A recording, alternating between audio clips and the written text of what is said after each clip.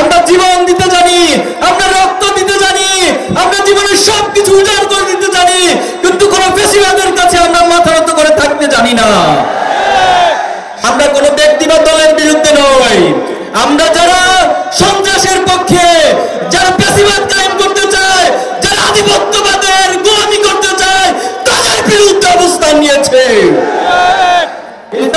শিবির ঘোষণা দিয়েছে আসলামতুলি রাব্বিল আলামিন, আমরা শুধু এক আল্লাহর কাছে নিজেকে আত্মসমর্পণ করেছি, দুনিয়ার কোন শক্তির কাছে আমরা কখনো মাথা নত করি না। আমরা বলেছি আমরা এক আল্লাহ ছাড়া কাউকে ভয় করি না, আমরা এক আল্লাহ ছাড়া দুনিয়ার কোন শক্তিকে কখনো পরোয়া করি না, ভয় পাই না। শহীদ প্রেসিডেন্ট জিয়াউর রহমান তিনি বগুড়ার কৃতি সন্তান ছিলেন, তিনি বাংলাদেশে বিভাজন মুক্ত রাজনীতির প্রবক্তা ছিলেন, তিনি সকল বিভাজনকে উৎখাত করে একটি ঐক্যবদ্ধ জাতি গঠন করেছিলেন। আধিপত্যবাদের বিরুদ্ধে ওনার বলিষ্ঠ ভূমিকা ছিল, কিন্তু দুর্ভাগ্য হচ্ছে আজকের বিএনপি জিয়াউর রহমানের সেই আদর্শকে, সে চেতনাকে লালন না করে ফ্যাসিবাদের রেখে যাওয়া কাজকে তাদের নিজেদের দায়িত্ব হিসেবে গ্রহণ করেছে। আমি বিশেষভাবে দোয়া করছি বাংলাদেশের 3 বারের সাবেক প্রধানমন্ত্রী, আপসহীন নেত্রী হিসেবে যিনি পরিচিত, যার দূরদর্শী নেতৃত্বের কারণে বিএনপি এক অগ্রযাত্রায় সামিল হয়েছিল।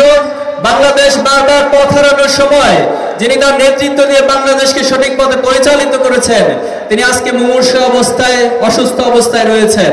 আমরা আজকের এই সমাবেশ থেকে দোয়া করছি মহান আল্লাহ তাআলা যেন তার এই প্রিয় বান্দিকে ক্ষমা করেন এবং দ্রুত সুস্থতা দান করেন। আমরা বিশ্বাস করি যে নতুন বাংলাদেশ বিনির্মাণের স্বপ্ন যুব সমাজ, ছাত্র সমাজ দেখছে।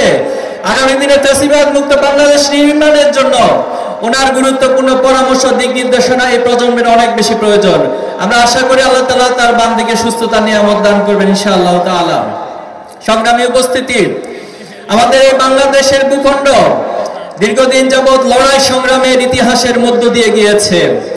এই ভূখণ্ডে সেই উপনিবেশিক শাসনামল থেকে শুরু করে হাজী শরীয়তুল্লাহ তিতুমীররা লড়াই করেছেন, সংগ্রাম করেছেন, জীবন দিয়েছেন শুধুমাত্র এই ভূখণ্ডের স্বাধীনতার জন্য। আমরা দেখেছি 52 থেকে শুরু করে 69, 71, 90-এর গণ অভ্যুত্থান সহ 24-এর আন্দোলনে বারবার ছাত্র সমাজ, যুব সমাজ তারা তাদের জীবনকে বিলিয়ে দিয়েছেন, রক্তকে বিলিয়ে দিয়েছেন শুধুমাত্র এই ভূখণ্ডের স্বাধীনতাকে, সার্বভৌমত্বকে টিকিয়ে রাখার জন্য। এবং সেই ধারাবাহিকতায় 2024-এর জুলাই আগস্টে বাংলাদেশের ছাত্র সমাজ জেগে উঠেছিল। জুলাই এবং আগস্টে এটা নিছক কোনো আন্দোলন ছিল না, এটি ছিল সময়ের, ইতিহাসের এক অনিবার্য প্রজন্মের জাগরণ। এবং সেই জাগরণের মধ্য দিয়ে দীর্ঘদিনের ফ্যাসিবাদী শক্তি খুনি হাসিনা এই সমাজে যে স্বৈরতান্ত্রিক কাঠামো কায়েম করেছিল তা নিঃশেষ করে ছাত্র সমাজ প্রমাণ করেছে আমরা জীবন দিতে জানি, আমরা রক্ত দিতে জানি, আমরা জীবনের সবকিছু উজাড় করে দিতে জানি, কিন্তু কোন ফ্যাসিবাদের কাছে আমরা মাথা নত করে থাকতে জানি না। সংগ্রামী উপস্থিতি, জুলাই এবং আগস্টের পর এই প্রজন্ম আমরা স্বপ্ন দেখেছিলাম যে বাংলাদেশের রাজনীতিতে একটি গুণগত পরিবর্তন হবে। আমরা কিছুটা পরিবর্তন লক্ষ্য করছি, কিন্তু আমরা দুঃখের সাথে বলতে হচ্ছে যে শহীদ প্রেসিডেন্ট জিয়াউর রহমান তিনি বগুড়ার কৃতি সন্তান ছিলেন, তিনি বাংলাদেশে বিভাজন মুক্ত রাজনীতির প্রবক্তা ছিলেন, তিনি সকল বিভাজনকে উৎখাত করে একটি ঐক্যবদ্ধ জাতি গঠন করেছিলেন। আধিপত্যবাদের বিরুদ্ধে ওনার বলিষ্ঠ ভূমিকা ছিল, কিন্তু দুর্ভাগ্য হচ্ছে আজকের বিএনপি জিয়াউর রহমানের সেই আদর্শকে, সেই চেতনাকে লালন না করে ফ্যাসিবাদের রেখে যাওয়া কাজকে তাদের নিজেদের দায়িত্ব হিসেবে গ্রহণ করেছে। আমরা ভেবেছিলাম জুলাই এবং আগস্টের পরে কোনো কাদা ছড়ি রাজনীতি চলবে না, আমরা ভেবেছিলাম জুলাই আগস্টের পরে কোনো সন্ত্রাসের রাজনীতি চলবে না, আমরা ভেবেছিলাম কোনো চাঁদাবাজের রাজনীতি চলবে না, কোনো হত্যা খুনের রাজনীতি চলবে না। কিন্তু আজকে আবার সেই পুরানো ধাঁচের রাজনীতি প্রবক্তা হিসেবে একটা গ্রুপ সামনে এসেছে। তারা আগের মতো কাদা ছড়াছড়ি রাজনীতি করছে, হিংসার রাজনীতি করছে। আমরা বলতে চাই নতুন প্রজন্ম এই সমস্ত নোংরামি রাজনীতিকে বিরামভাবে প্রত্যাখ্যান করে।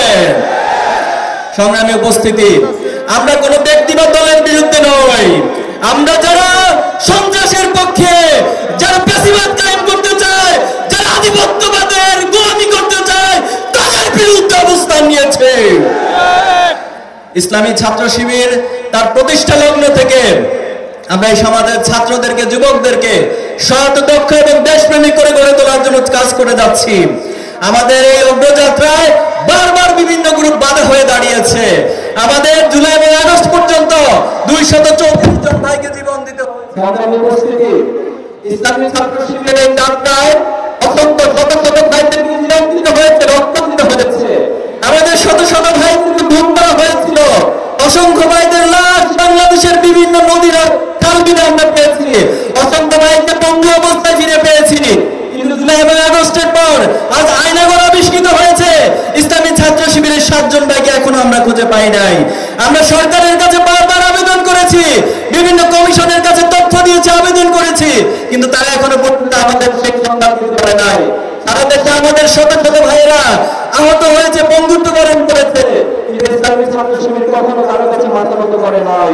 ইসলামী ছাত্র শিবির ঘোষণা দিয়েছে, আসলামতু লিরাব্বিল আলামিন। আমরা শুধু এক আল্লাহর কাছে নিজেকে আত্মসমর্পণ করেছি, দুনিয়ার কোনো শক্তির কাছে আমরা কখনো মাথা নত করি না। বিভিন্ন জন আমাদের বিরুদ্ধে স্লোগান দেয়। এখনো পর্যন্ত জুলাই আগস্টের পরে এই স্লোগান আমাদেরকে শুনতে হয়, একটা একটা শিবির শুনেছেন। বিভিন্ন জায়গায় এখনো প্রেসিডেন্টের স্লোগান শোনা যায়। তাদের উদ্দেশ্যে বলতে চাই, ছাত্র শিবিরের বিরুদ্ধে স্লোগান দিয়েছে, তারা বাংলাদেশ থেকে পালিয়ে গিয়েছে। অতীতে যারা ছাত্র শিবিরকে থামিয়ে দেওয়ার চেষ্টা করছে, তারা নিজেরা থেমে গিয়েছে। অতীতে যারা ছাত্র শিবিরকে নিষিদ্ধ করেছিল, তারা বাংলাদেশের মানুষের ম্যান্ডেট থেকে নিষিদ্ধ হয়ে দেশ থেকে পালিয়ে যেতে বাধ্য হয়েছে। এই জন্য আমাদেরকে ভয় দেখাতে আসেন না। আমরা বলেছি, আমরা এক আল্লাহ ছাড়া কাউকে ভয় করি না। আমরা এক আল্লাহ ছাড়া দুনিয়ার কোন শক্তিকে কখনো পরোয়া করি না, ভয় পাই না। সংগ্রামী উপস্থিতি, এই বাংলাদেশ অপার সম্ভাবনার একটি বাংলাদেশ। এই বাংলাদেশে যে মানব সম্পদ রয়েছে, এই মানব সম্পদকে যদি যথাযথভাবে কাজে লাগানো যায়, তাহলে বাংলাদেশ পৃথিবীর অন্যতম সমৃদ্ধ একটা দেশে পরিণত হতে পারে। আপনারা জানেন, পৃথিবীর যে সাম্রাজ্যগুলো ছিল, এর মধ্যে মোগল সাম্রাজ্য ছিল অন্যতম। আর এই মোগল সাম্রাজ্যের অন্যতম ভূখণ্ড ছিল আমাদের এই বাংলার জমিন। এই বাংলাদেশ সমৃদ্ধ ছিল শুধুমাত্র উপনিবেশিক লুটপাটের কারণে এবং আমাদের অদূরদর্শী অসৎ নেতৃত্বের কারণে এই বাংলাদেশ তার কাঙ্ক্ষিত পর্যায়ে পৌঁছতে পারেনি। পৃথিবীর সবচেয়ে বড় সি বিচ বাংলাদেশের অধীনে রয়েছে। পৃথিবীর সবচেয়ে বড় ম্যানগ্রোভ ফরেস্ট সুন্দরবন বাংলাদেশের অধীনে রয়েছে। এই বাংলাদেশ যে নদী মাতৃকতার মধ্য দিয়ে গড়ে উঠেছে, পৃথিবীর সবচেয়ে বড় পর্যটন রাষ্ট্রে পরিণত করা সম্ভব এই বাংলাদেশকে। হিলারি ক্লিন্টন একবার বাংলাদেশে এসেছিল, এসে তিনি বলেছিলেন যে আমার কাছে সেন্ট মার্টিন এবং কুলাউড়া পাহাড়, যেটা মৌলভীবাজারে অবস্থিত, এই দুইটি জায়গা আমার কাছে খুব বেশি গুরুত্বপূর্ণ। আপনারা নিঃসন্দেহে জানেন সেন্ট মার্টিনের গুরুত্ব ভৌগোলিক কারণে কেন এত বেশি। আপনারা এটা জানেন যে কুলাউড়া পাহাড়ে ডায়নামাইট পাওয়া গিয়েছিল এবং বিদেশিরা আমাদের এই দেশ নিয়ে তাদের গবেষণা আছে, তাদের চিন্তা আছে, এই দেশের মধ্যে কি সম্পদ আছে সেটা বিদেশিরা ভাবে, কিন্তু আমাদের দেশকে যারা পরিচালনা করেছে তারা কখনো আমাদের এই সম্পদ, এই অপার সম্ভাবনা নিয়ে ভাবে নাই। আমরা অতীতে দেখেছি এই দেশকে তারা লুটে পুটে খেয়েছে। শুধুমাত্র গত 15 বছরে এই বাংলাদেশ থেকে 28.5 লক্ষ কোটি টাকা পাচার করা হয়েছে, যেটা দিয়ে বাংলাদেশকে পৃথিবীর অন্যতম সমৃদ্ধ একটা দেশে পরিণত করা সম্ভব ছিল। এজন্য আমরা বলতে চাই, আগামী দিনে যে নেতৃত্ব নির্বাচিত হতে যাচ্ছে, যে অপার সম্ভাবনা আমাদের সামনে তৈরি হয়েছে, আমরা যুবকরা, আমরা ছাত্ররা আমাদের সর্বশক্তি দিয়ে বাংলাদেশের এই সৎ, দক্ষ এবং দেশপ্রেমিক নেতৃত্বের পাশে আমরা দাঁড়াবো ইনশাআল্লাহ। ফয়সাল ভাই সম্পর্কে যথেষ্ট বলেছেন আমাদের সাবু সাদিক কায়েম, বাকি বক্তারা বলেছেন। আমি ফয়সাল ভাইয়ের সাথে টার্কি সহ মালয়েশিয়া বিভিন্ন জায়গায় সফর করার সুযোগ হয়েছিল এবং সেখানে দেখেছি ফয়সাল ভাই শুধুমাত্র বগুড়ার নেতৃত্ব নয়, তিনি শুধুমাত্র জাতীয় নেতৃত্ব নয়, তিনি আন্তর্জাতিক অঙ্গনে নেতৃত্ব দিচ্ছেন এবং তিনি যদি নির্বাচিত হয়ে আসতে পারেন, তিনি এই বগুড়ার পাশাপাশি পুরো বাংলাদেশের জন্য, মুসলিম উম্মার জন্য ভূমিকা রাখতে পারবে ইনশাআল্লাহ।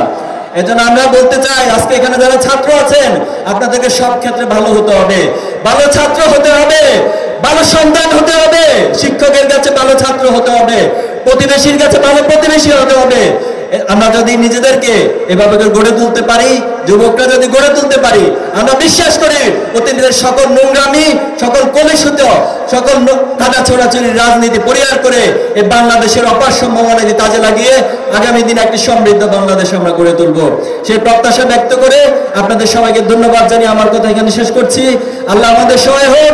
নাসরুম মিনাল্লাহি ওয়া ফাতহুন কারীব ওয়া বাশশিরিল মুমিনিন। আসসালামু আলাইকুম ওয়া রাহমাতুল্লাহ।